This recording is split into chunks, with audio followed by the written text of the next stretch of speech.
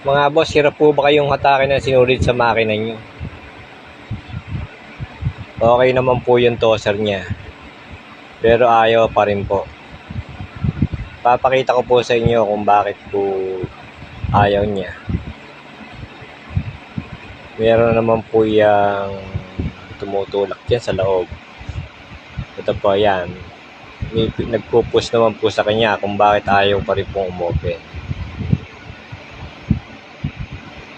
Sasalpak po uli natin. Titingnan natin, ayaw pa rin yung mag-open. Yan po, mahirap hatakin. No? Ayaw talaga. Nalagot pa po. Sobrang hirap hatakin.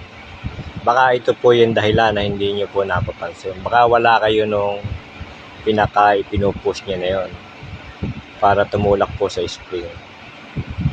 Lalagay po natin, tsaka natin susubukan para mas malinaw po sa inyo. Yan po, kinabot natin spring. Tsaka po natin iangat ang pata. Ayan po. Kung nakikita nyo po, nag-o-open na siya. Hindi po lahat ay ng dahilan nandun po sa loob.